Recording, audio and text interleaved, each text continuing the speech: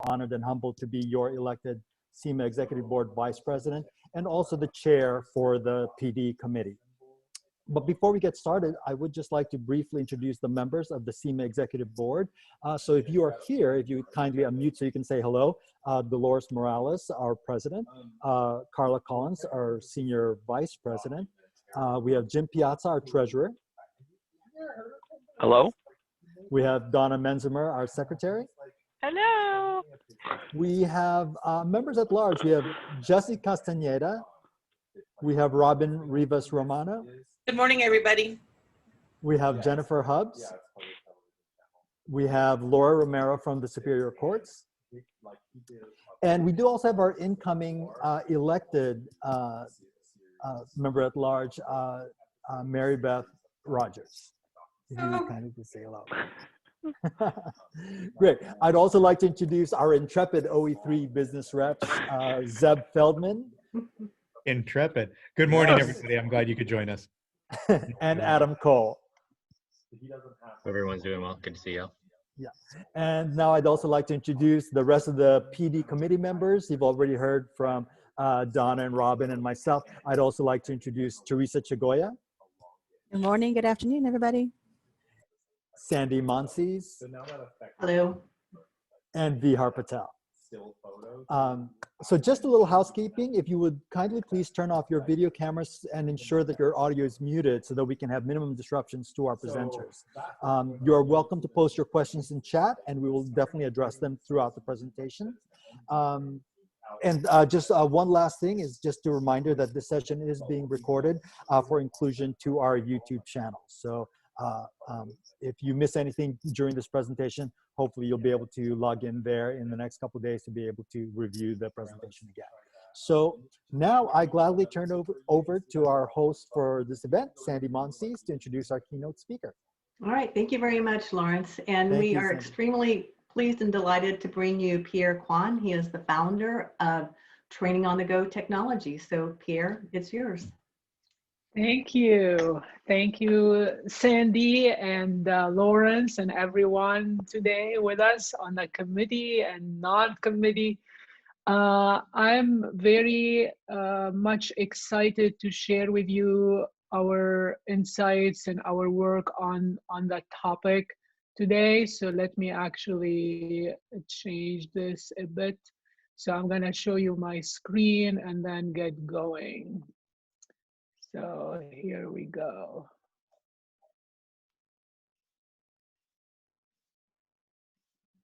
Okay.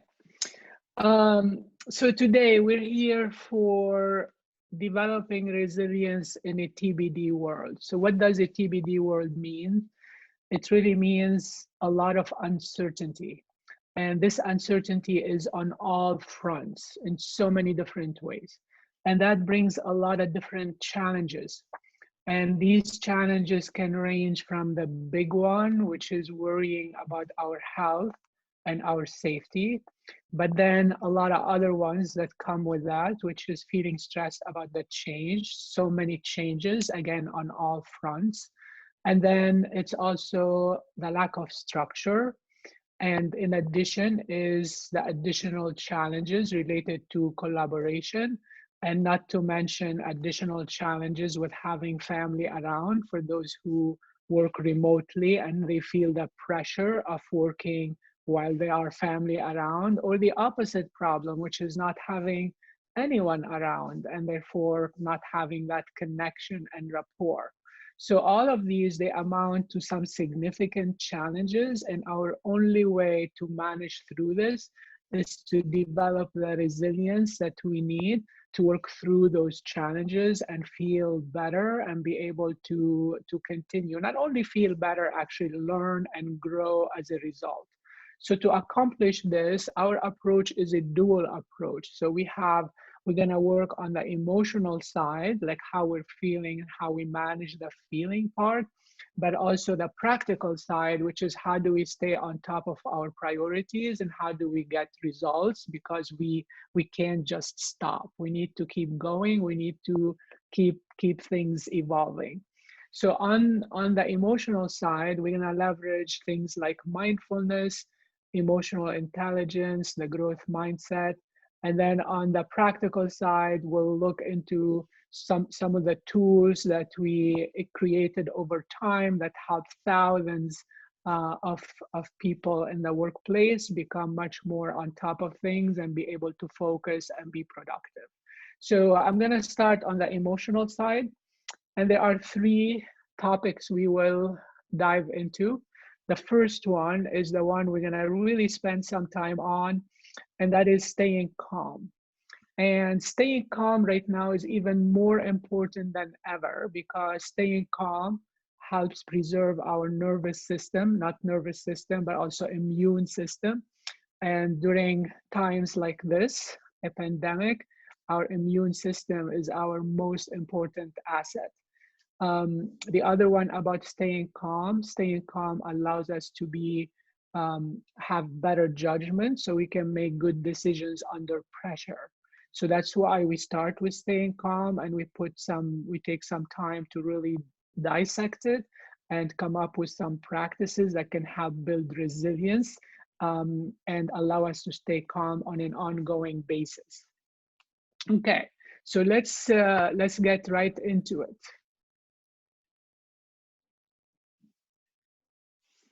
So what does staying calm mean? So staying calm means being able to manage the unpleasant thoughts, emotions, and sensations when they come up. So instead of feeling worked up and stressed and overwhelmed, being able to work through them. And this is what we're gonna go through. Now, what we did over time is we took a number of practices and we packaged them into a formula, which we call the 5-step formula. And that's what I'd like to walk you through and really explain some of the neuroscience behind it and why this is something that's very transformative. So many people have been going through our methodology, and the results that they report are amazing. And today, just to let you know, we're gonna leave you at the end. We're not gonna just talk about this and give you just ideas. We're gonna leave you with an actual online portal where you're gonna find everything we covered today and a lot more. And the portal and actually do it in small increments, so you can really practice all this at your own pace and way after the session today. But let's start with this first concept of how do we stay calm in the middle of things when they are overwhelming or just too stressful or too much. So this is the formula. So let's say I'm going to take a simple example. We try to keep the examples simple to make sure we focus on the learning as opposed to get too much into the example itself. So let's take a simple example where I start to work on a task and then suddenly I feel quite worked up about it. So labeling, which is the first step, means that I would step back and assess what is it that I'm experiencing right now, and then I give it a label, which means a name. So, so for instance, I do this, I step back and I try to understand what is it that's going on. And then I realize this is anxiety. So I name it anxiety, preferably writing down a couple notes, and that is labeling. So you might think, well, what's the big deal about labeling? So let me share with you this study that psychologists did. So in this study, what they did, they took a lot of people and they had them hooked to brain scanners so they can notice exactly which part of the brain is being activated. And they showed them all kinds of photographs, including very violent photographs. And like people in accidents, people in surgeries, lots of blood. And when people looked at those violent photographs, the middle part of the brain got activated. So, and that is, as you probably know, this is the amygdala, which is in charge of our emotions and also in charge of our stress response. So that made sense. But then they took these people and they had them go through a 2-month of a mindfulness training program that included the method of labeling. So these people now were very trained that when they experience a strong emotion, they're able to step back and decide, assess, and name it. Like, this is fear, this is sadness, this is anxiety. And then they repeated that same experiment again. And now, when these people looked at the violent photographs, instead of the middle part of the brain being activated, it was the frontal part, basically the prefrontal cortex, which is, as you may know, this is the part responsible for our critical thinking, problem solving, and awareness and thoughtfulness. So basically, with that mindfulness training and the method of labeling, the nervous system started to react differently. And instead of engaging the middle part and having it take over, basically it engaged more, it redirected the flow to the frontal part, the part that's more thoughtful and more critical thinking oriented. So this is huge. So really, if we want to change how we react to things, actually, instead of reacting, if you want to change to being able to slow down and be able to respond, these techniques and these practices are the way to go. Okay, so this is labeling. So let's talk about ranking. So I'm going to show you the ranking scale that we use. So I'm going to use my whiteboard here and give you some ideas. So the ranking scale that we use is 1 to 10. And 1 in this case means the most tragic thing that can ever happen. So 1 would be very tragic. And then 10, on the other hand, would be the happiest, best thing that can ever happen. So 10 is super happy. And then all the shades in between. So 5 would be neutral, and then all the shades in between. So I'd like to give you a few seconds. You can do this alone. If you have a paper or electronically, just draw this scale and see for you what event in life would be a 1, and jot that down. So what event in life would be for you the most tragic, and jot that down here. What event would be the happiest, best thing that can ever happen, and jot that down here. What would be neutral? And while you're at it, why don't you also do what would be a 3, what would be a 7? So just 15, 20 seconds to give it a first try, and I'm gonna share with you, what we've collected over the last few years about what people put, generally speaking, in those spots.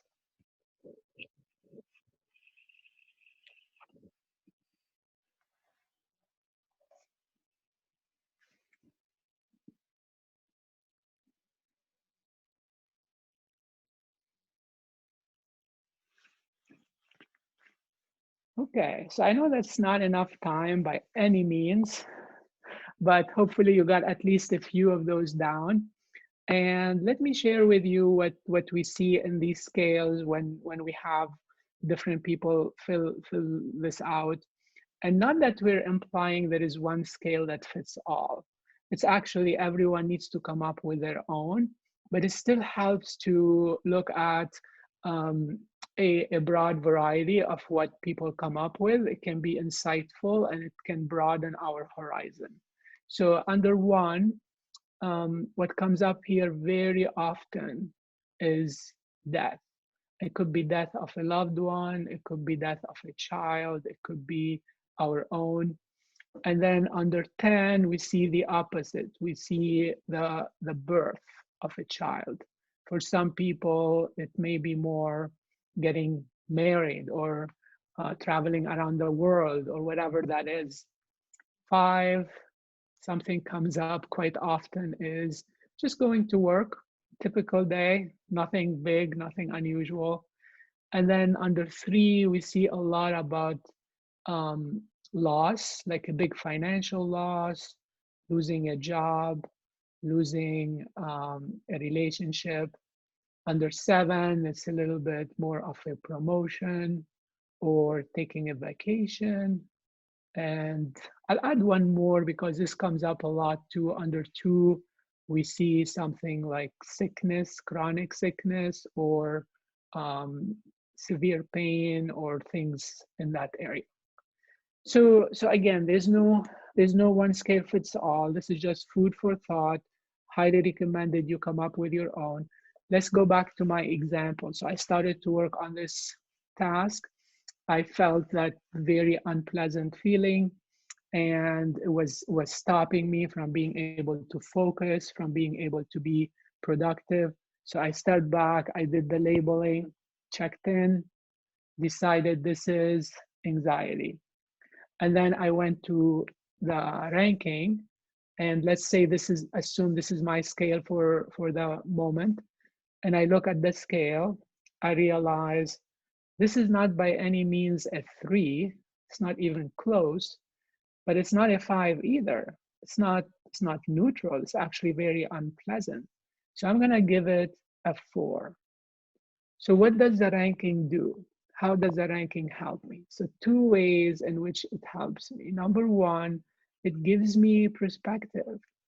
So now, instead of being so taken by this situation, after looking at the scale, I can put it where it belongs. And I have a better perspective, and it's likely that this will calm me down a bit.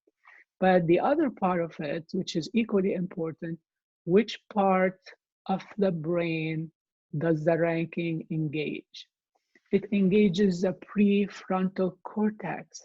So it's moving that energy and that flow again away from the middle part that gets too overexcited and reactive, moving it further into the frontal part, which is the more thoughtful, more problem-solving oriented part.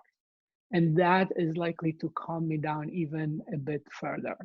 So this is the ranking. It really helps put things in perspective, helps me engage a different part of the nervous system, and help me move forward. And by the way, I'll add here one more. I'll add one more note here. Most of our daily stresses with this on this scale, probably right here. The daily ones, not the ones that happen every long time, the daily ones. But how do we behave on a daily basis? We tend to be more like here, like the world ends 2-3 times a day, even though it didn't really end.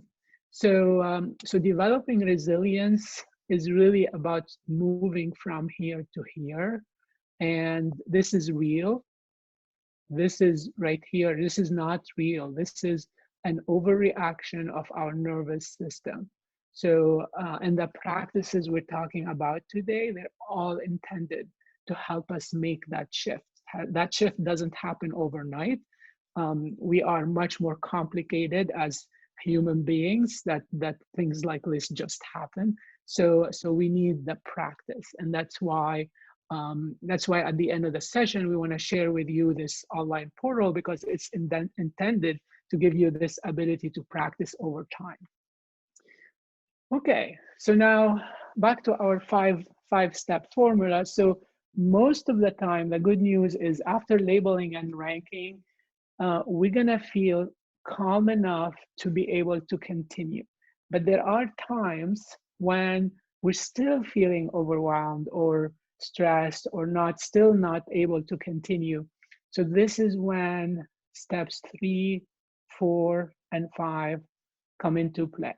And this is a deeper mindfulness related, emotional intelligence related, that can help us really make breakthroughs if we practice and really get to put it into use. So these are the next steps. And actually, you know what? I'm gonna stop for a second and check in with Sandy if there are any 1 or 2 questions that we should take before we get deeper. So Sandy, feel free to jump in. Oh, you're on mute, Sandy. You're doing great. Everybody's engaged, so please continue on. This is very, very Okay, thank you. Okay, cool. Okay, so accept, reframe, and refocus. So now, let's start with accept. So accept means having that mindful pause again and asking ourselves the question, what would it be like to allow this feeling of, let's say, anxiety number 4 to be right now, and be curious about it. Let it go where it needs to go and see what happens. How does it really feel? So this is such an important step. This is actually easier than what you might think. And it's really important because it's kind of a counterintuitive, because typically what happens when we don't feel good, what do? We try to fix it or avoid it or suppress it, or we really want to move on quickly. Actually, if we step back and look at the feeling itself and get close to it, we're going to learn from it, and it's going to be, most of the time, it's going to be not nearly as scary as what we might think when we try to fix it or get away from it. So this is the learning step, but it also opens the door for the reframe, which is reframing this situation as a learning situation. This is, you probably all heard about the growth mindset. This is actually the core of the growth mindset and how we can make the growth mindset actually work in real life. So we reframe this as a learning opportunity. So what can I learn from this? And there are at least two things we're gonna learn. The first thing we're gonna learn is that anxiety number 4 is not gonna kill us. It's unpleasant, but it's not gonna, we're gonna work through it. We're gonna be able to survive and come out of it actually in a good shape. And that is an important learning because our emotional memory is gonna remember this. This is gonna become a precedence. And the next time I am in that similar situation or have that feeling, I'm gonna know that this is okay, and I'm gonna be able to go through it. So I may not even need to do any of this in the future.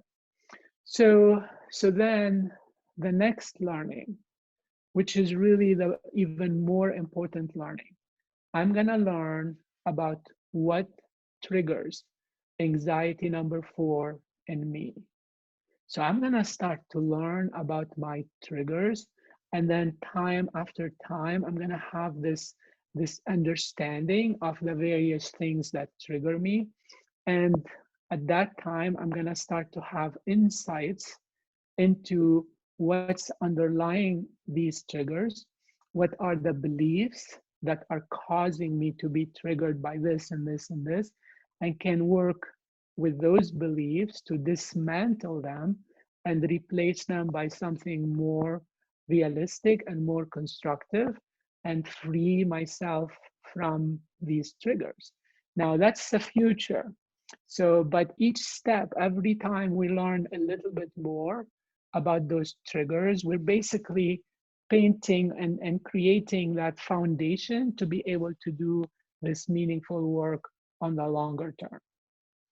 Okay, and now, after having gone through this and gave the feeling some space, I'm in a good position to be able to refocus, which means bring my attention back to the context. So if I'm working on that task, the context would be to go back and continue my work on that task. Or if I'm having this important conversation with a stakeholder, now I can go back and be focused and present, and therefore be effective in that conversation. So this is the refocus step. Okay, so with this, let's do this, even though I think in this setting, we probably won't have interactions and do breakout rooms, which would be good to have those conversations. I encourage you after the session today, compare notes with someone, start to apply this, and also see how, when you talk about it, what does it mean to you, etc. But to give you at least a little bit of practice time, I'm going to give you just about a minute, like literally a minute, to think of a difficult situation. Recent would be better if possible, and use this to try to become more aware of what happened, what was the feeling, label it, try to rank it, and then if needed, go to try to feel it, accept it, what can I learn, and then bring yourself back to our session today. So just a minute to give it a little bit try, little practice. And at the same time, maybe at the end of the minute, if more questions came up, Sandy, good time to stop and take a couple questions.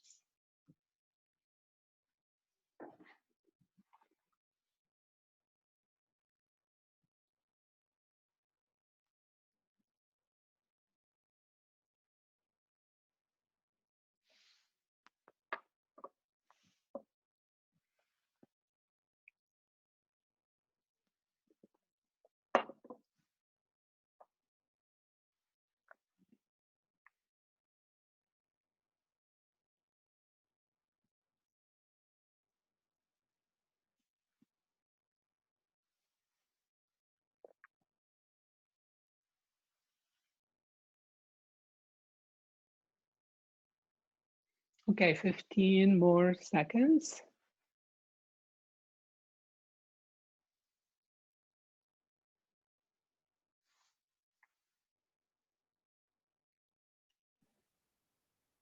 Okay.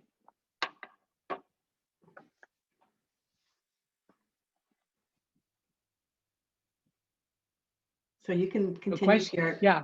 No question. Okay, can keep going. Okay, cool. Okay, so so let's then talk about our next couple topics. Actually, let's jump into the being kind to yourself. So on the emotional side, 3 things I wanted to cover. So we just finished the staying calm.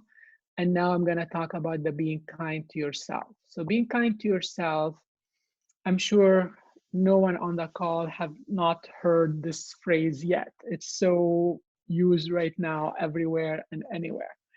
And it's, in this case, we really try to take it a step further and talk about the deeper meaning of it. So let me define it for you so you know exactly what we mean by it, because it's different from the generic, oh, be kind to yourself.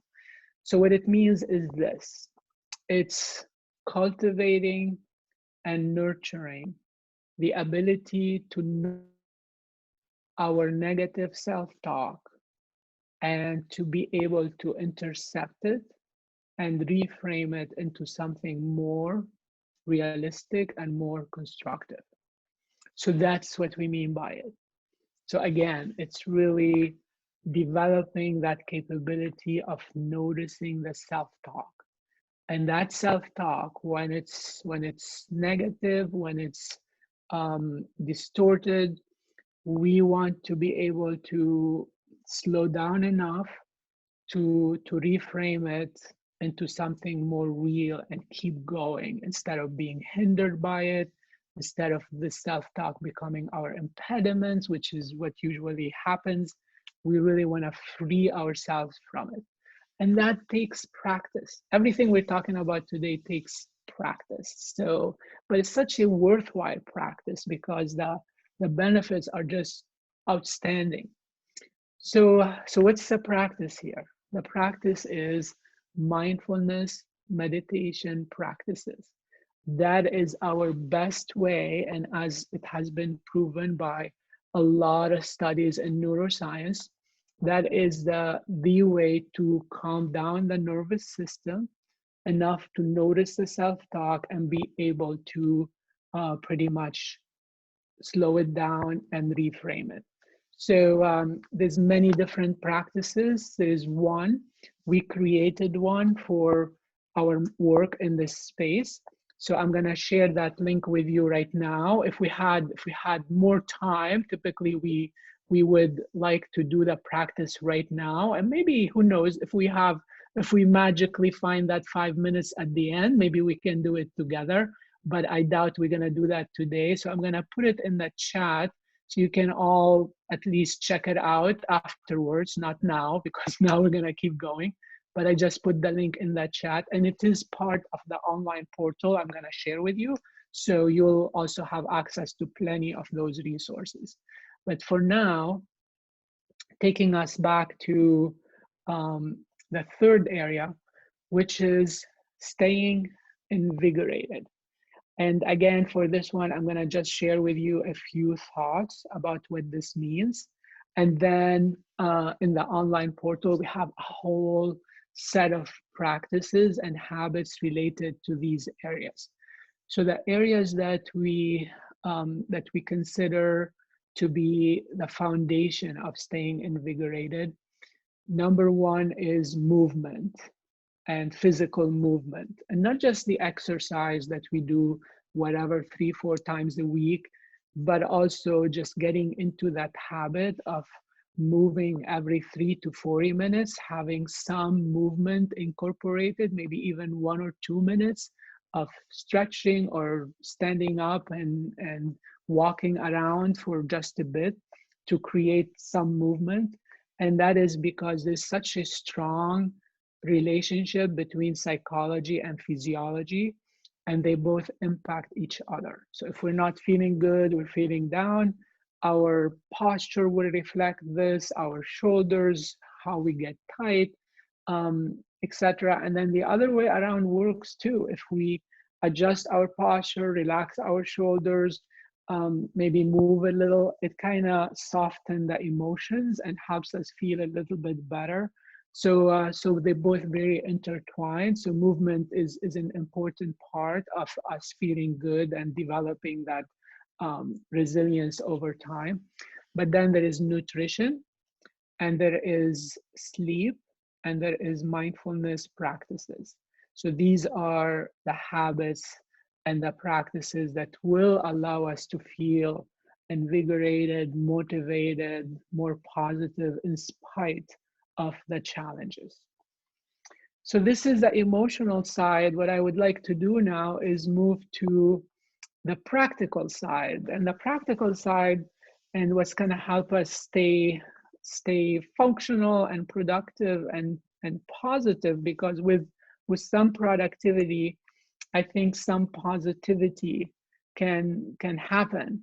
So this has to do with managing priorities, especially competing priorities at times when there's just too much. There's too much of everything, and we're trying to find a way to manage. So what I'd like to do first, I'm gonna do a couple little exercises. So the first one is this. I'm gonna give you also a minute for you to jot down a list of all your immediate, and I know you're not gonna finish that list because probably take more than a minute, but see what you can come up with. And I'm gonna define immediate priorities as being anything that's gonna take up your time and energy now and up to 2 weeks. So we're not talking about everything you're gonna do for the next few months or more. Just right now, what is on your plate for now and up to 2 weeks?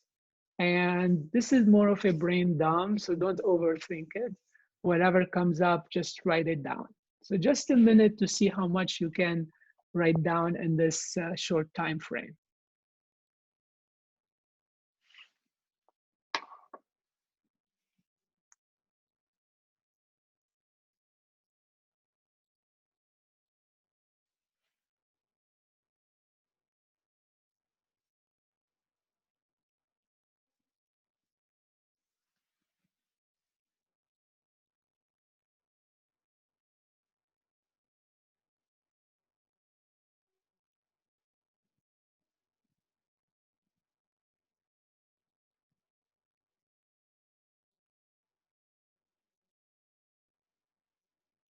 Okay, another 15 seconds.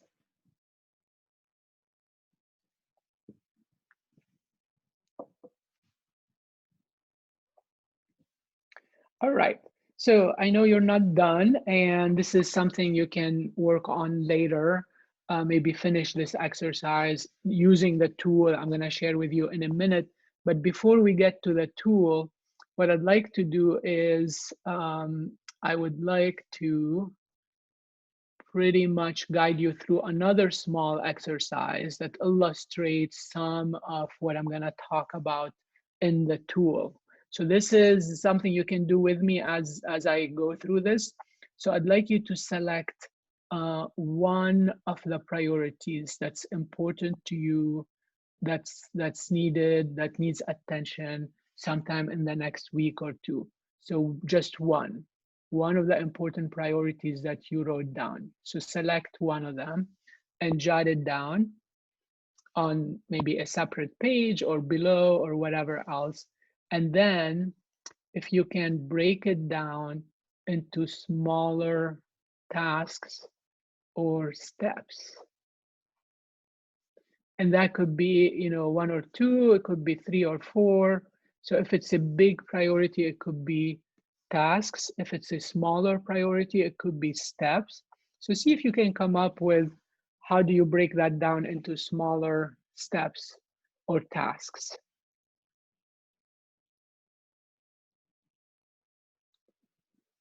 And when you're ready, you can identify the first task that you need to do or step. And sometimes there is a specific one that needs to happen first, sometimes maybe a couple. So feel free to identify 1 or 2 that you think need to happen first before you can do the rest.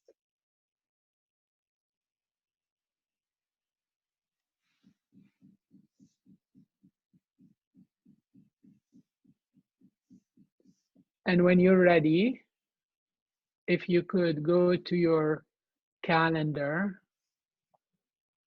and schedule, block time basically for this first task, or if you have couple, then block time for these couple tasks. So maybe tomorrow you're gonna spend half an hour working on this one, and this one you're gonna go to the following Monday and schedule an hour that morning to work on it. So basically going to the calendar and blocking time for those. Okay, so I know you may not have finished this, but you know what to do. So it could be also something you could follow up on after the session today.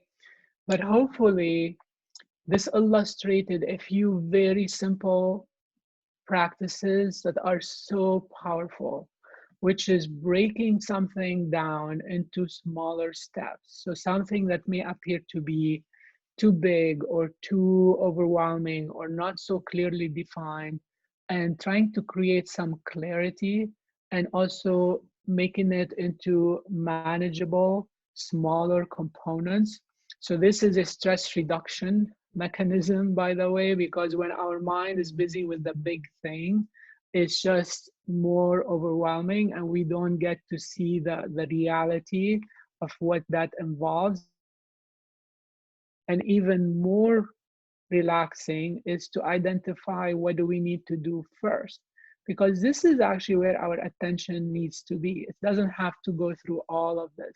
It needs to be here. So this helps focus our attention, and instead of being so concerned about everything that needs to happen.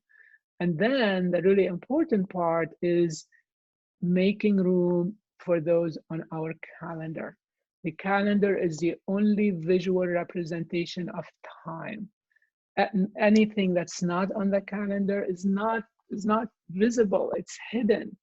And we tend to not get to it until late in the day or late in the week after we did everything else but not our important priorities. Or sometimes we even miss some of the important deadlines. So we want to put those on the calendar. We want them to be in front of us at all times. We want to also just create that psychological intention that we intend to work on these and know how busy we are and balance and not overcommit or whatever else might happen.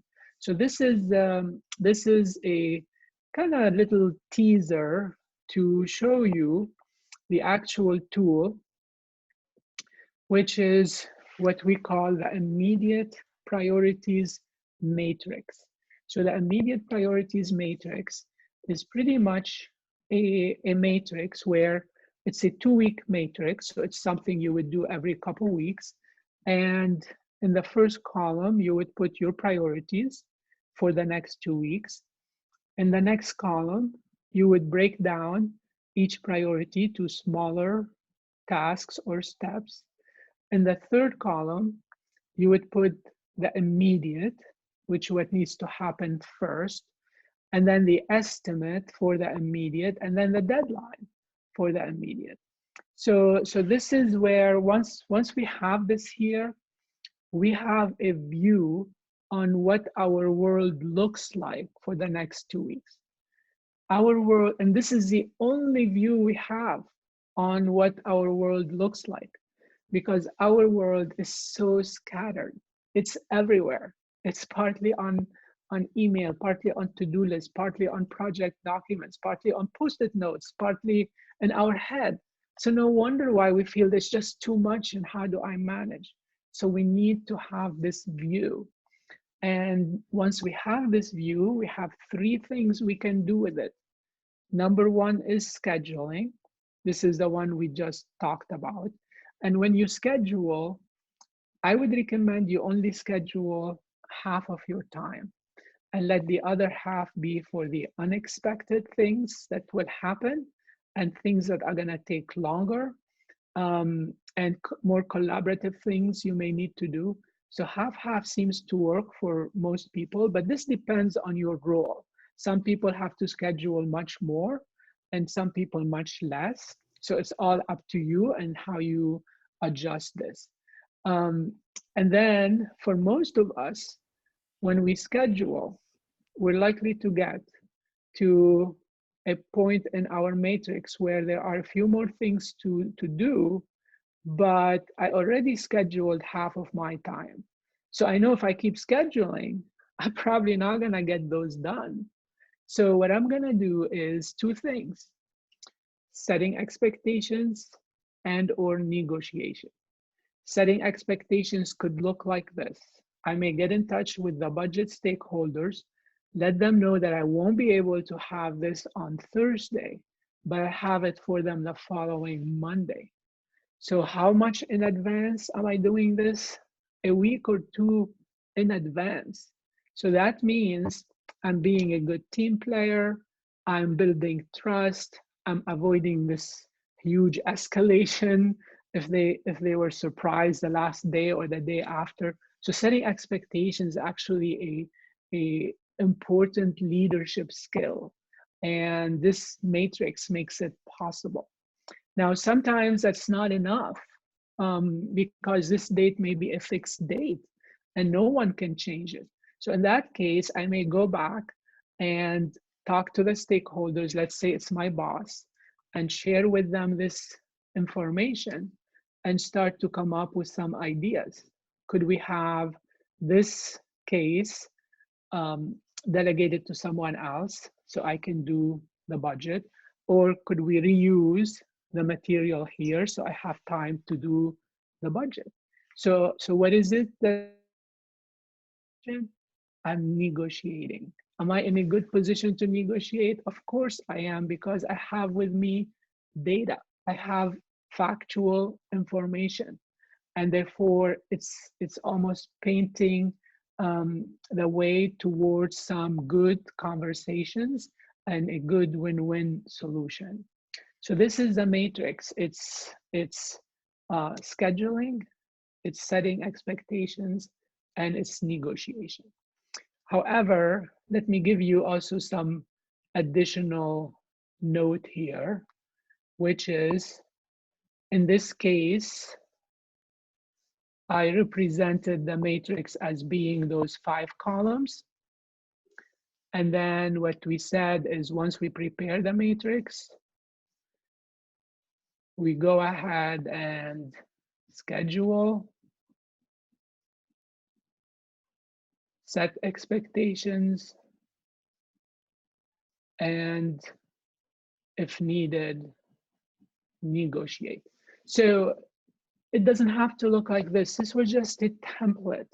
Now, some people simplify it, some people add to it, but I'm gonna give you one thought. The extreme of simplification will be to turn this into a simple list. And for some, that's all they need. And then they make a list for some of the items on the list. They may break them down because they're complicated or too big or whatever else. For some items, they may estimate them because they don't do them often and they want to budget some time for them. And sometimes if the deadline is very fixed and very important, they would add the deadline. And then after they prepare this list, they do the same thing, which is scheduling, setting expectations, and negotiation. So feel free to change this in whatever way works for you. And the idea is to have this one view that really shows what the world looks like for the next couple of weeks and be more prepared for it. And things can change, but you can then adapt, but always having, at least for what we know now, having that vision for what the world looks like, and therefore be more prepared and less stressed about it. Okay, any questions in this part, Sandy? No, we don't have any. Okay, good. That means it's all making sense. Okay, so let me take a moment to show you all what the online portal is gonna look like and what's in it. So first, before I take you to the online portal itself, this is what's in the online portal. It's 21 practices that you can do over 21 days or 21 weeks or whatever else you want to do. And these practices, basically everything we covered today and a lot more is in these practices. And the idea behind this is to turn at least some of them into habits where you can just start to do them. And we have a journal method as well as an app, so it's all included in there. And you can just do one a day. Like I said, for some people who are very busy, they pace themselves and do 1 or 2 a week. But the idea is by the end, you would have experienced a lot of these practices, which they fall into those 4 focus areas. So the first set will be working with intention, and then the self-awareness, which we talked about today partly, and then the self-care. This is the one I mentioned to you about nutrition and movement and sleep and mindfulness practices, and then collaboration and being more emotionally intelligent as you collaborate with others. So this is how it looks like in reality. So once you register, this is what you're gonna get. And each day there will be, a number of resources for you. It should take just like 5-10 minutes a day. Some people put much more because they enjoy the learning and they want to get in more detail. But if the minimum would be just 5 to 10 minutes a day. So I'm going to give you also the link right here in the chat. And and I think I'll make this available to the organizers, so those links, they can also share them with you in other places as well. I just noticed Andrew's question, so yeah. Paula, question, is the immediate priority matrix available in the portal? Actually, it is not, but I'll be happy to also include, when I send the resources to the organizers, I'll be happy to include it there. So I'll make a note to do that. Okay.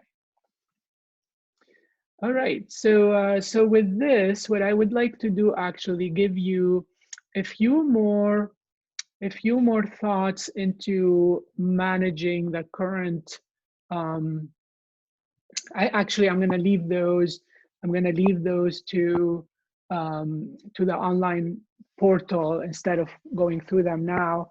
And I'm going to do two things. First, I'm going to open it to questions. And then if there are no questions or only a few questions, we can do the mindfulness practice that I mentioned earlier. So we do have a few minutes and we can incorporate that. I think it'll be a great way to get you to feel what is it that we're referring to and experience it firsthand. But let's first give priority to questions.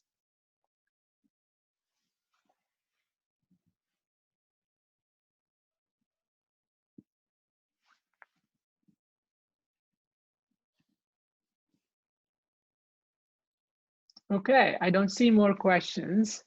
So I guess we have time to do the practice, which is, we really typically in sessions like this, we would love to do the practice because it really brings more reality to this.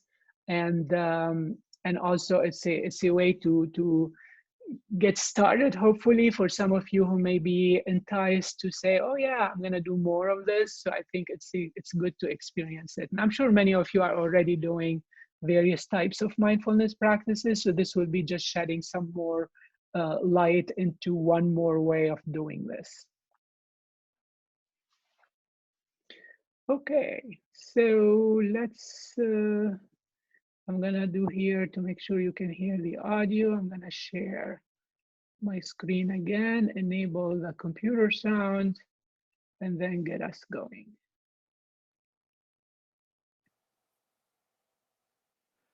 Hi, and welcome to the 21-day challenge core mindfulness meditation practice.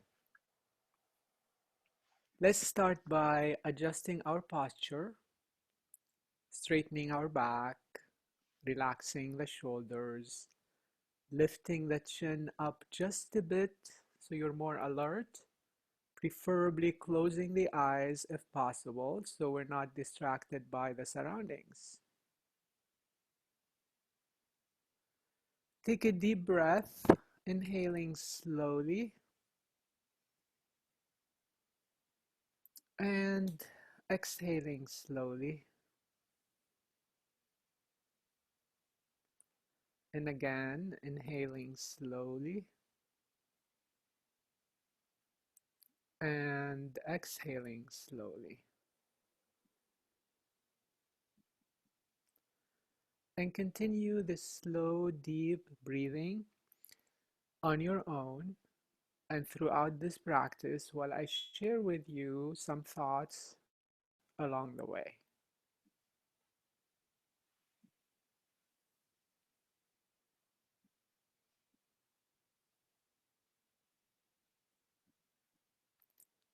By the way, even a minute or two of this slow, deep breathing calms down the nervous system.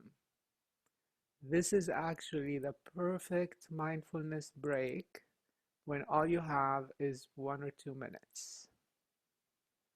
Today, though, we're going to do much more than just the breathing. I would like you to bring your attention to the physical sensation of breathing. So where are you feeling the breath? For some people, it's in the nostrils, others in the chest, or maybe the abdomen. So where is that for you?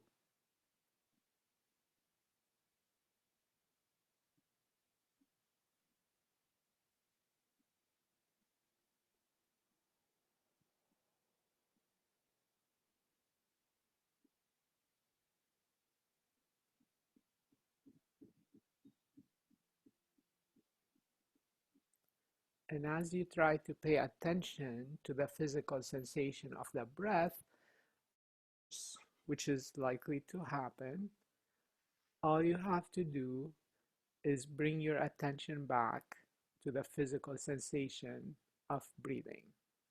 So when you notice that your mind wandered, just gently bring your attention back to the physical sensation of the breath.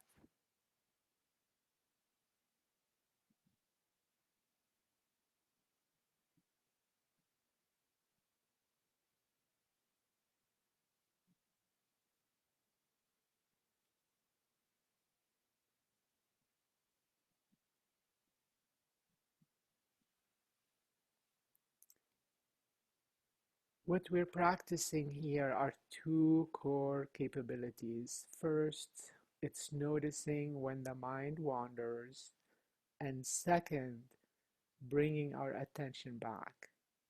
In other words, we are sharpening our ability to manage our attention. So let's continue practicing.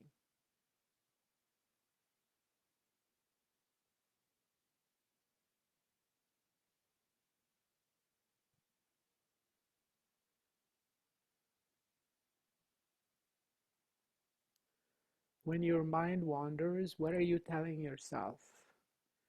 Many people report that they notice self-talk, usually something like, "Oh no, my mind wandered," or "I'm not good at this," or "This is not working." If you notice similar self-talk, acknowledge it first, and then gently reframe it into something more realistic. As the growth mindset tells us, appreciate the effort you're putting in. Something like, "I'm glad I noticed that my mind wandered. I'm glad I'm developing the capability of noticing." So this is what we refer to as being kind to yourself, which means when things don't go as expected or desired, instead of scolding yourself or scolding the world, step back and gently acknowledge what went on and then reframe it into something more realistic. So if we start to be kind to ourselves at this micro level, this habit will grow in other areas and extend to other people. So let's practice being kind to ourselves for a few more breaths.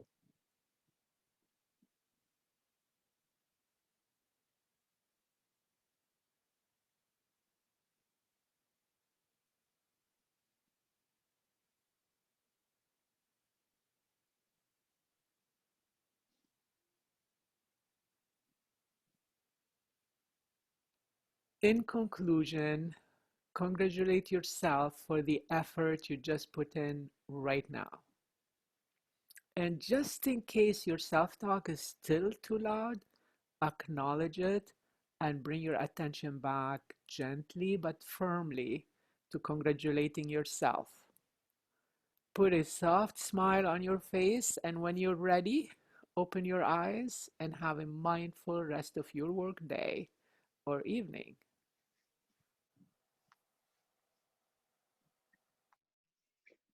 All right, so as you can see in the practices, in this practice, we practice three things basically. One is noticing when the mind wanders, and second is bringing our attention back, and then third is being kind to ourselves with the way I explained it. So these are really three core capabilities, and the good news, what neuroscience have shown, is that they're trainable.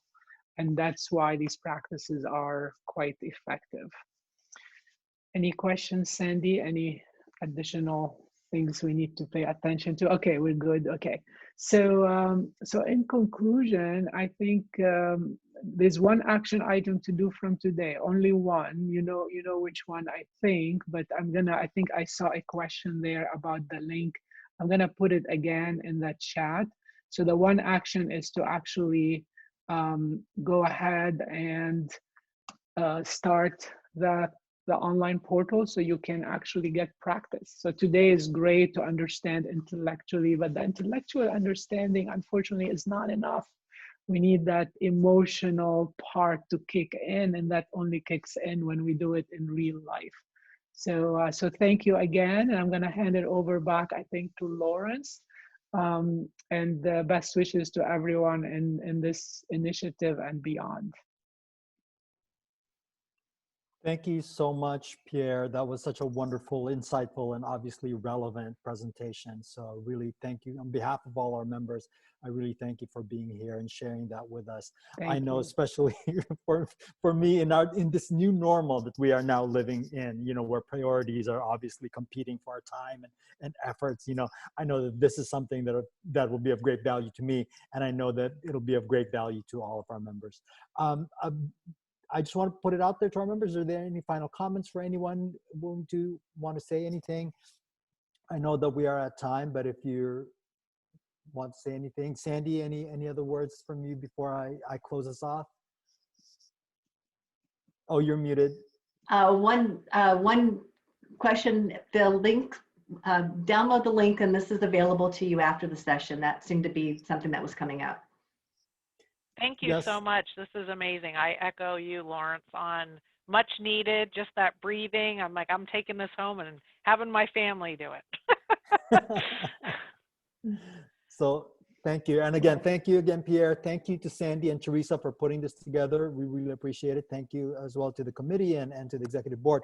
But most importantly, thank you to our members who attended today. I hope that this is of value to you and that you take this as you go forward. Have a wonderful, wonderful day. And just as a reminder, we will be posting this on our YouTube channel, as well as the links that Pierre shared with us to make sure that you will have access to that. I see all the thank yous coming in, Pierre. So again, I don't want to rob you of those, so make sure you see those in chat.